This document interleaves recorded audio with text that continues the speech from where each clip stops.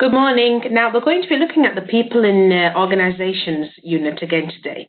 So in yesterday's session we looked at Learning Outcome 1, where we were looking at understanding the key elements of the recruitment and selection process.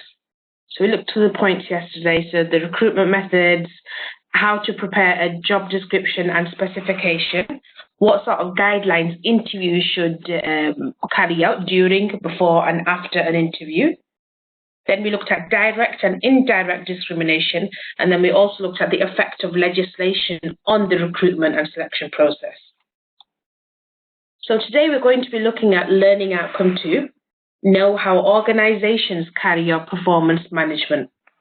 So we've got 4 criteria within this learning outcome. So 2.1 and 2.2 are there the past criteria. So 2.1, describe each stage of the 7-step process for managing performances.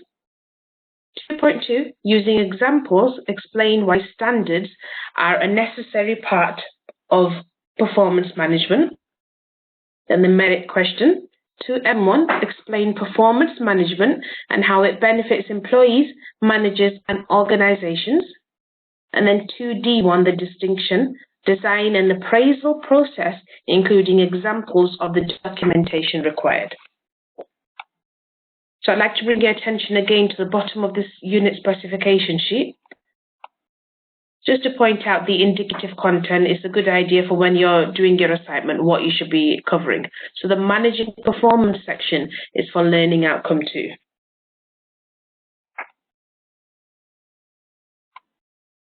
Let's make our way to the PowerPoint now, and then we'll make a start.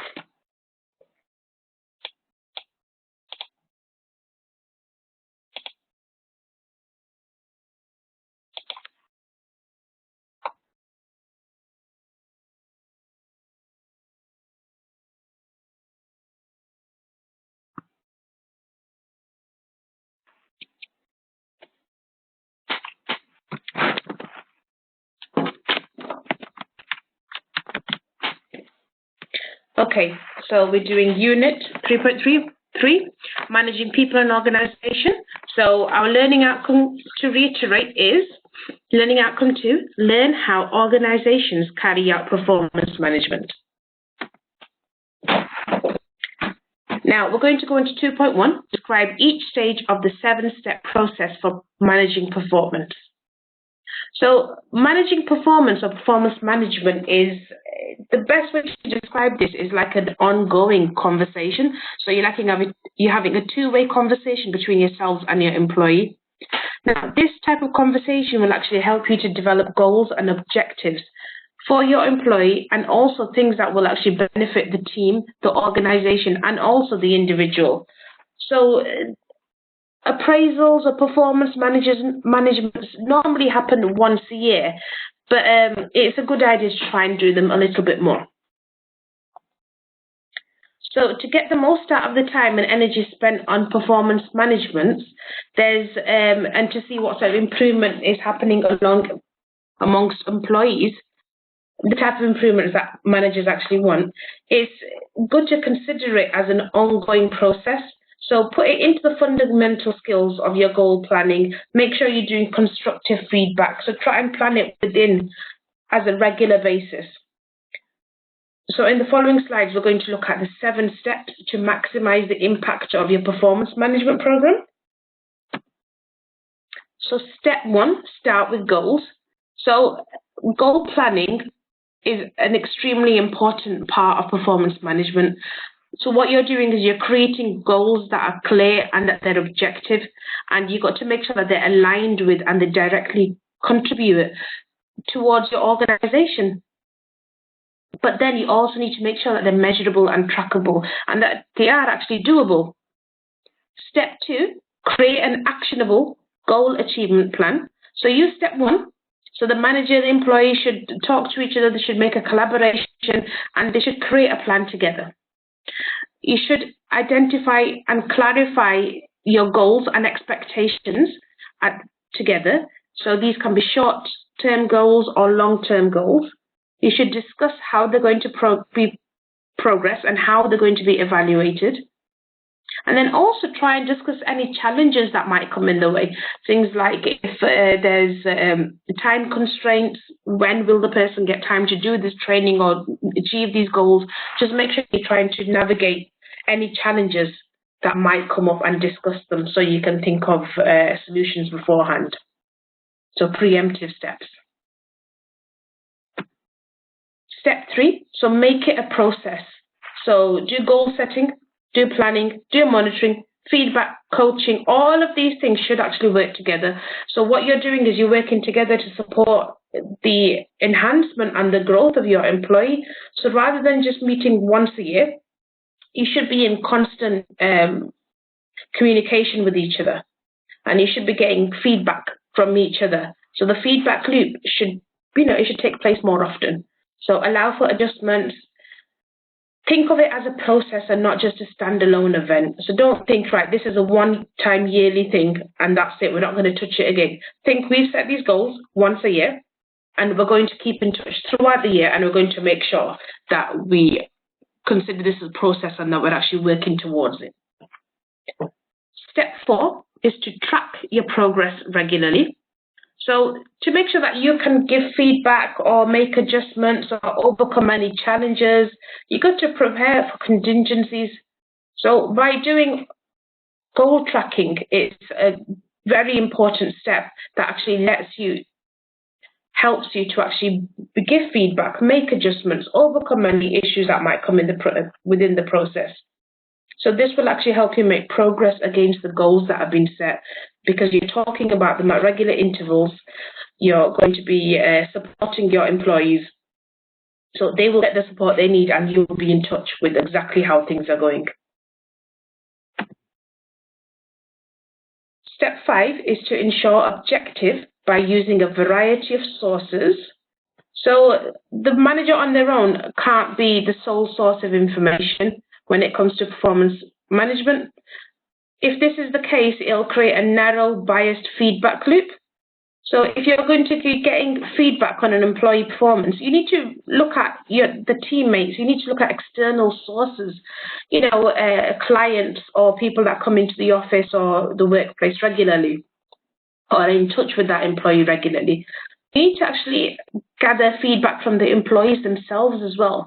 So things like data from sales reports, any type of numbers or figures that are associated with their work. By doing all of this, you're going to make sure that the information is balanced and objective. And this will cut out any sort of favoritism, or maybe if you don't like that person, it'll cut out any negativism within that. You're going to be objective and it's going to be balanced. Step 6 is to practice consistent documentation. Now, this is very important.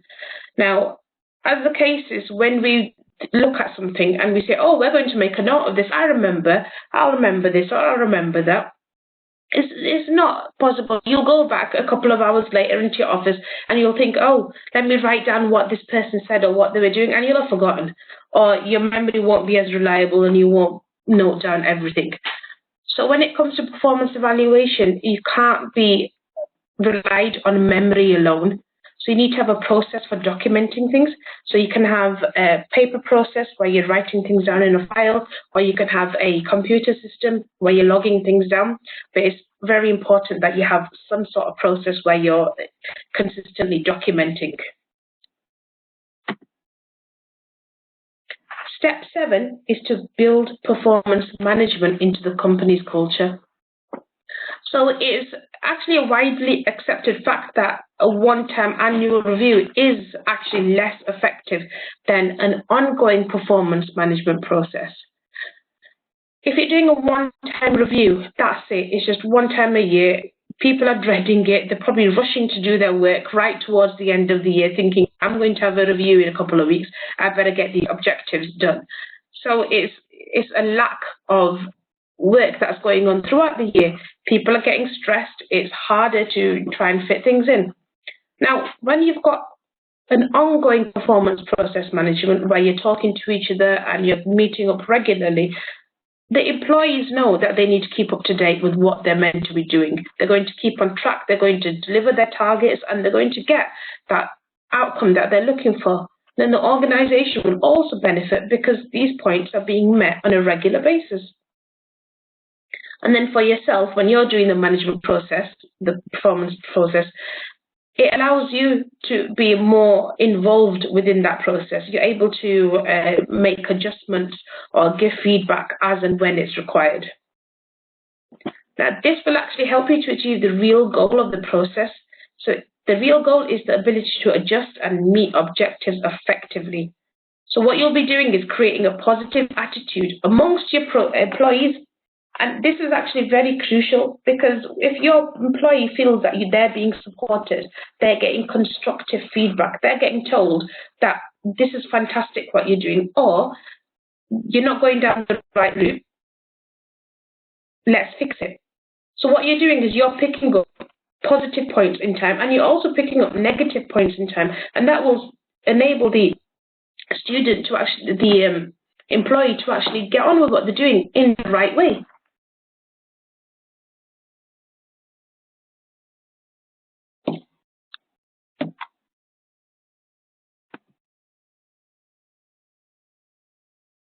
Then we've got performance standards, and these are observable behaviours and also actions which explain how the job is to be done. So they'll come up with the results that are expected for satisfactory job performance. So things like this will tell the employee what a good job looks like. And the purpose of this is to just that you're able to communicate what your expectations are there, and then they actually know what they're meant to be doing. So you've got an ongoing rapport between yourselves. You're able to communicate, and this will actually build trust within yourselves and the employees also. So some supervisors actually prefer to make goals as specific as possible, and they use them as talking points. So they've got these, they define, these goals will define the discussion. But you've got to keep in mind that a good performance isn't just about technical expertise. You've got to look at behavior and mannerisms as well. So things like friendliness, helpfulness, are they punctual? Do they arrive on time every day? Are they courteous? Are they rude? Are they well behaved? So you've got to look at all of these things as well and actually factor those into your goals.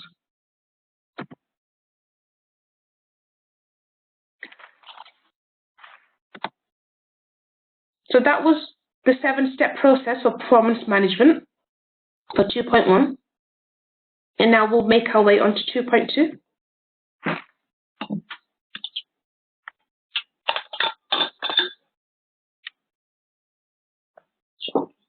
Now we're going to do 2.2, which is using examples, explain why standards are a necessary part of performance management. So we've got a few performance standards here. So they're based on the position and not the individual. So it's based on the actual role that that person is doing.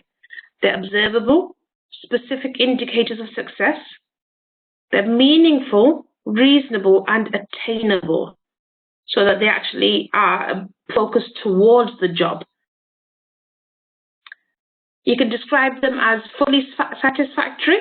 So you can say performance is fully satisfactory once they are trained. And they can be expressed in terms of quantity, quality, timeliness, cost, safety, and outcomes.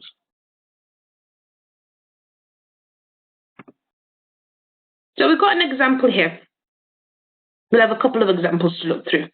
So the first example is a team leader might have a performance standard and holds their people accountable for delivering results. So this is great. However, it's not specific and it's extremely difficult to measure.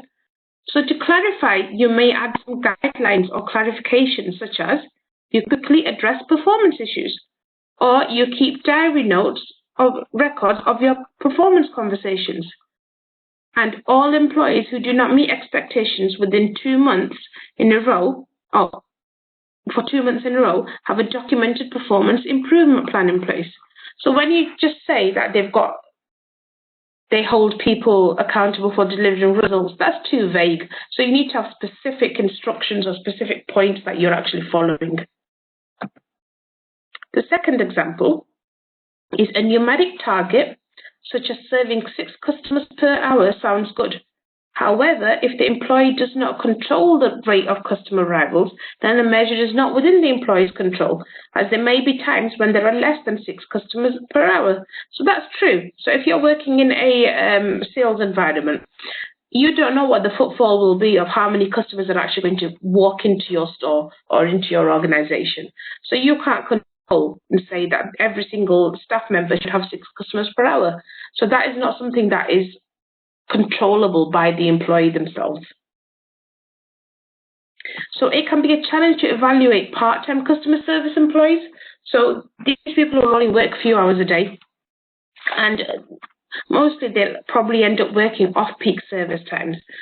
So their performance management compared to the performance management of a full-time employee, you can't put them in the same role. They can't be compared to each other. So you've got to cater them for each role depending on how many hours they're working. And then we've got an image here. It just shows establishing performance standards, what the criterion is, what the strategic relevance, what deficiency there is, and the consistency.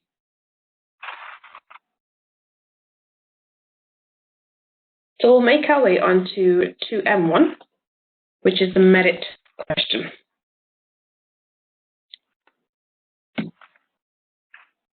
So 2M1 explain performance management and how it benefits employees, managers, and organizations.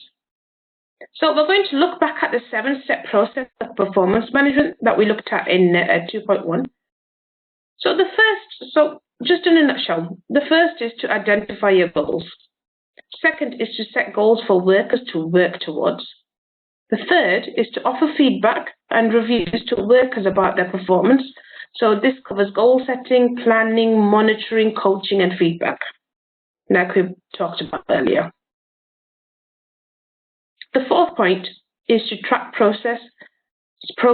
So you're going to provide opportunities for further training or education. You're going to see how well they're doing, or if they need any additional support, if they need to go for further training, if they need to join any courses, if they just need some mentorship or coaching, then you'll be able to accommodate that once you've been tracking the progress.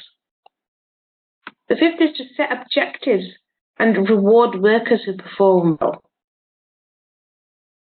Sixth is to consistent documentation. So like we said earlier, it's very important to make sure you're documenting. So document everything down and make this a regular occurrence, as this will help you to counsel workers where their performance or conduct is poor, and also you'll be able to evidence it. And then on the other side, you'll also be able to document and evidence good performances, people that are shining within their role, and you'll be able to reward them for it. You're evidencing it. And then the 7th point is to build performance management. So working performance reviews quarterly or twice yearly. Do this as a consistent process where you're doing this constantly. So don't just leave it for the end of the year. This will allow you to give consistent feedback, manage the performance, and also meet the goals. So they know what's expected of them. They know what sort of deadlines they've got. They've got somebody that they can come back and talk to and say, right, I'm having difficulties here, or how can you support me, or I'm not sure what to do. And then this will actually also help you to praise them where necessary, but also discipline where necessary to see if these are not getting met.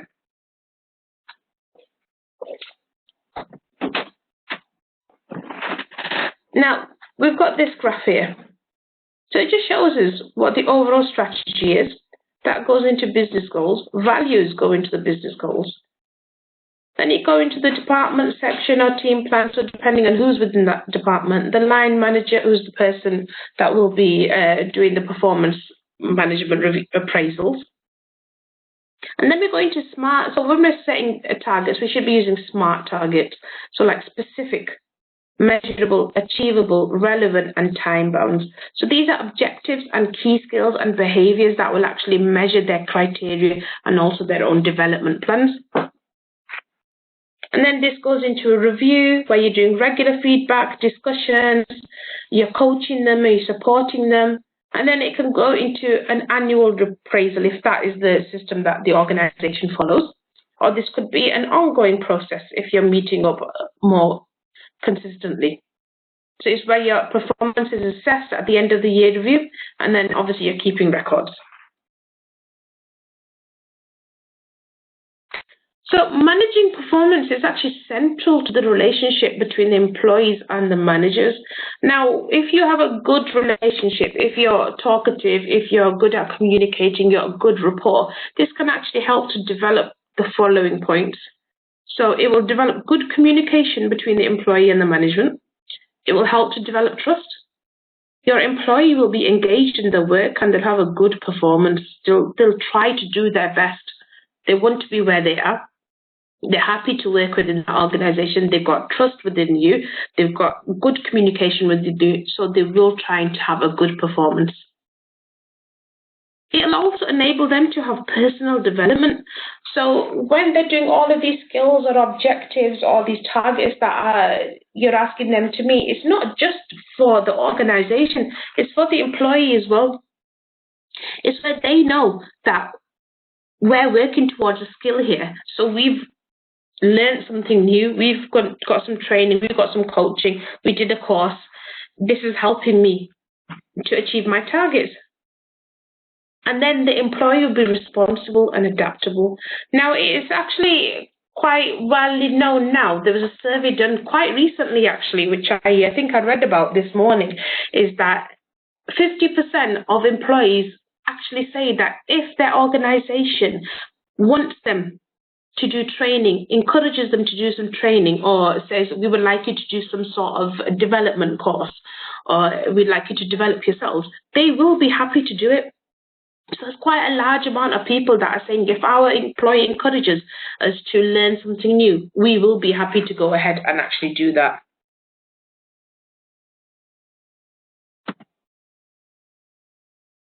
And then, finally, for 2M1, an engaged employee is someone who will actually take pride in their job and they'll show loyalty towards their line manager or their team or their organization. They will be really happy to come in. It will help their punctuality. It will shine through to the people that they deal with on a daily basis.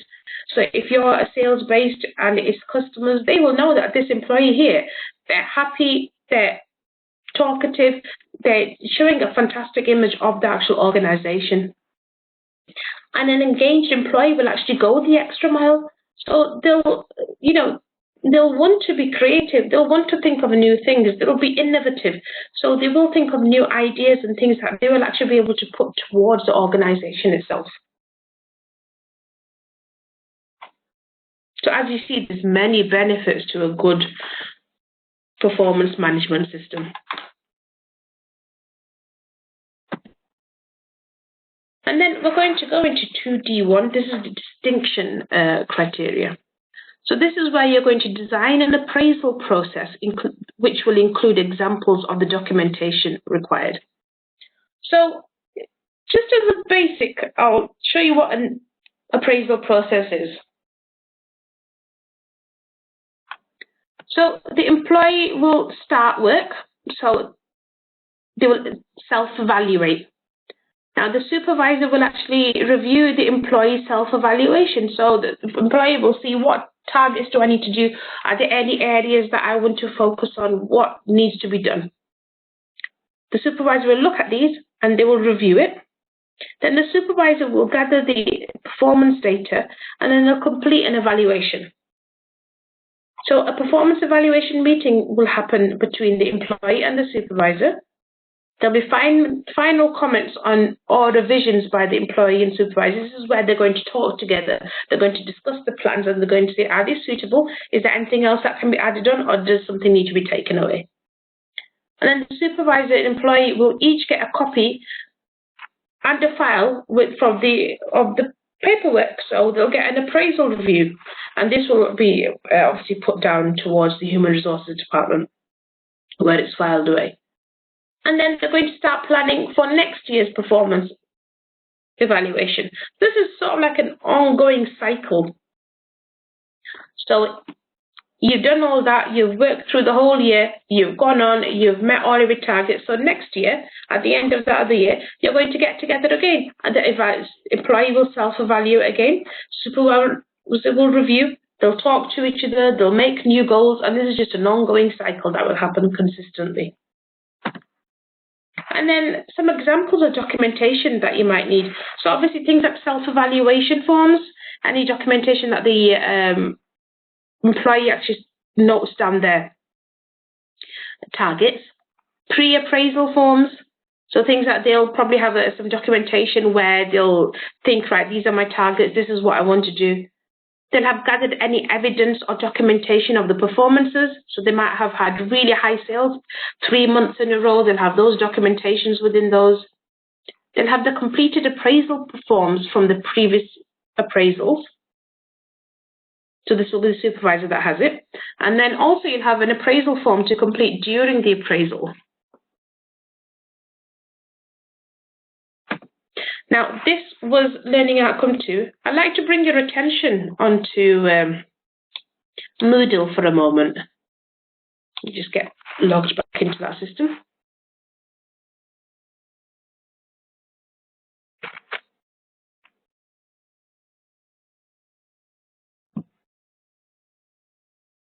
So on Moodle, under your Managing People in Organizations unit, like I pointed out yesterday, we have Learning Outcome 1, but today we're looking at Learning Outcome 2.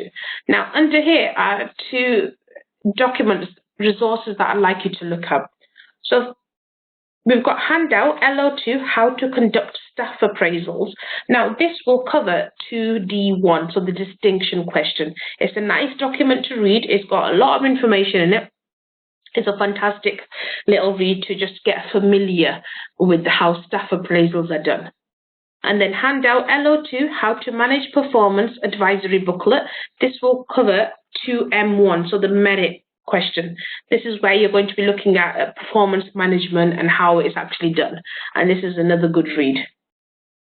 Then we've got Learning Outcome 2, Performance Management. This will cover 2.1 and 2.2. And then we have the Learning Outcome 2, the PowerPoint that I've been looking at today. So thank you, and I shall see you in tomorrow's session.